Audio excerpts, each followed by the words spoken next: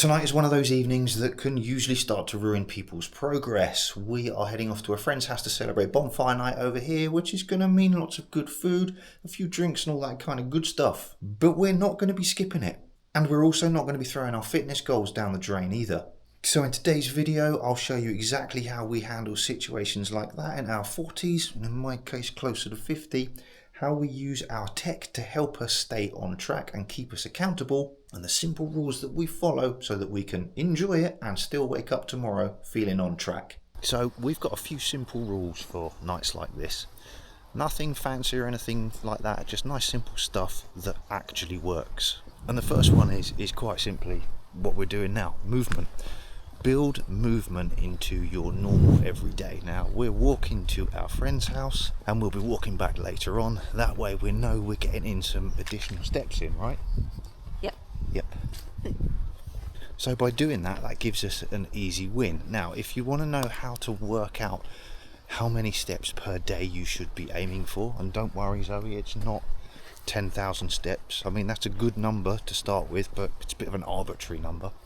If you want to know how to work out how many you should be aiming for, or we should be aiming for, stick around because I'll talk you through how to work that out in just a minute. And baking in that extra movement into our day, we can use our Apple watches in our case, or whatever smart activity tracking watch you normally use. You can use that to help you keep you accountable and give you that average number to aim for. The second thing we want to think about when we're on nights out like this is the food side of things. Now, we're going to see our friends Claire and Ross, and we know that Claire puts on one hell of a spread, doesn't she? She does. She is a bit of a feeder. So if you're going somewhere where food or what you're going to eat is a little bit out of your control, try this. Look at what your options are and try to make the best choice you can. What is your vegetable choice? What is your choice of protein? And what is your starchy carbohydrate choice? And like I said, make the best use you can, or best choice you can, with the options you've got available to you. And if those options aren't really available, then it doesn't matter. Just don't overdo it. And if you're tracking your calories through your apps in your phone, then again, we're using that tech to help try and keep us a little bit accountable and make sure that we're staying on track with everything that we need to do. Rule number 3. The drink strategy. Ross is a bit of a demon in the bar. He does like making a good cocktail. In fact, I'm fairly sure there's pina colada waiting for me when we get there. Nothing happens. Let's see what happens. Level 2 is treat pro cook, and then level 3 is That's what I would do. So when I said Ross was a top barman, he usually is. We haven't done this before though, have we? Level 2 history, level 3 history. I know where you're going wrong. Do you? You've got the wrong watch on your wrist. Is that what it is? Yeah. See? Garmin's. They just let you down sometimes. Oh boy. I'm going to need more than a straw for that one. But here's the thing. Go in with a bit of an idea of what you might have, how much you're going to limit yourself to, but also do this.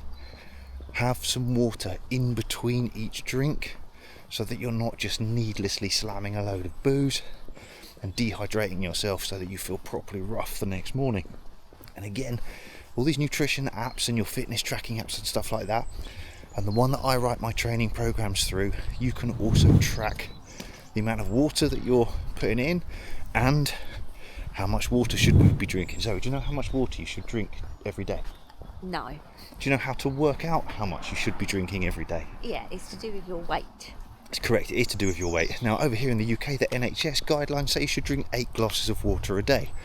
Cool, but how much is a glass?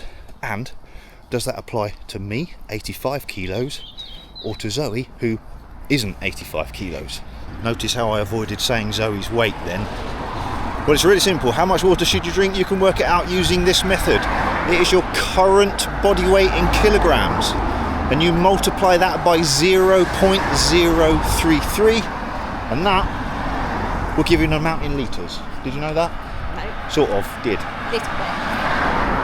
I've got loads more actionable tips like that on my fitness blueprint, which if you follow the link below is completely free for you to download. There's several things in there that you can start to work on right now that will help move your health and fitness in the direction you want it to go in. And rule number 4, this is the no guilt rule. You're going out to enjoy yourself, so go out and enjoy yourself, but wake up tomorrow morning not worrying about what you've just done. Just get straight back into that normal routine, which is exactly what we're going to do. Now, if you struggle with nights like this and you always feel like you've blown it and you're way off track with your targets and it's set your fitness rings and goals back a little bit, hit that thumbs up button, write a little comment down below for me. I'll definitely be putting some more videos together like this one that are going to help you stay on track. How you can use your tech in a really simple way to stay on track with those fitness goals. Okay, Zoe, how do you plan for or handle nights out and still stay on top of your fitness goals and use your Apple Watch to help you do it? So, like you said, walking Yeah. where possible to get in some fitness. Yeah. And actually, I just go and enjoy myself, and then I just plan the following week. So the days around when I'm going out, I just try to be a little bit more strict. So you've got your calendar set up? Yes, I know when I'm going to work out this week. I know what I'm going to eat this week, and that's based around knowing that I'm just going to go and have fun tonight and drink and eat. Yeah, but not go too mad crazy. Not go too crazy. And believe it or not, Zoe likes to be organised, and we have all that sort of stuff in a shared calendar which pops up on our phones at the relevant points that we need it to help, which is ace. So again, we just use tech to make your life easier. I've had to move behind now so I don't get run over. We're on a very skinny path. Okay then, so steps, tracking activity, using your smartwatch to do it, or your phone, or whatever else it is. Now this is something that I actually get my clients to do, or I strongly encourage all of my clients to start doing and be consistent with it and hold themselves accountable. And that is move more in your normal everyday. Never underestimate the power of literally just moving a bit more in your normal day to, one, help you feel better and more energized. That might surprise you. But two, also how it can help you burn off excess body fat. So a moment ago I said to you I'd explain how you work out the best. Oh, that was a nice Porsche. Sorry, got sidetracked. Boy stuff, cars, engines. Yeah, so a moment ago I said I'd tell you how to work out what the best number of steps to do per day is, and it isn't 10,000, but like I said, you can use that as a starting off point. The first thing to do is this: work out what your current 7-day average step count is. Look it up on your phone. It will tell you. When you know what that number is, let's just say, Zoe, let's just say average step count is 7,000 steps per day over 7 days, right? Yeah. Add 2,000 steps to that number. So now your daily target is 9,000 steps per day as an average. Do you know why we use an average? Right. Because we're all very busy people, Yeah. and there'll be days where we do more, and there will also be days where we do less. So if you don't hit the number today, for example, you're safe in the knowledge that maybe yesterday you did more, and tomorrow you can aim to do more, so that you average out for that required number. So take current 7-day average step count, whatever that number is, just add 2,000 to it, and that is now your new 7-day average target. Pretty simple, right? Ooh, lights, camera, and action! Oh, is he DJing? Yeah, Coming he's in, just Claire, coming in. started. Oh, nice to see you. I've got really cold paws. Cold emails. Say hi. Hi. Nippy ears. Oh. Making a Bailey's cheesecake. Here we go, rhubarb. Banging beats. Look at all of this.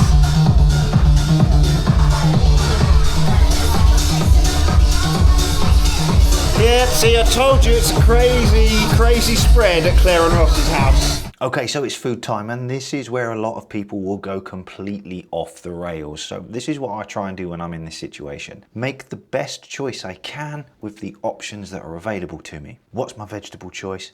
What's my choice of protein? And what's my starchy carbohydrate? So that's your rice, potato, pasta, bread, that kind of thing. And I'll try and piece together something from those options. But you know what? If those options just aren't available and it's something crazy like Claire made, we had one of her mega homemade lasagnas and there was a token bowl of lettuce with some tomato and cucumber. I'm not going to stress about it, because getting stressed about it is way worse. Just maybe don't have such a big plate. And then that all important dessert.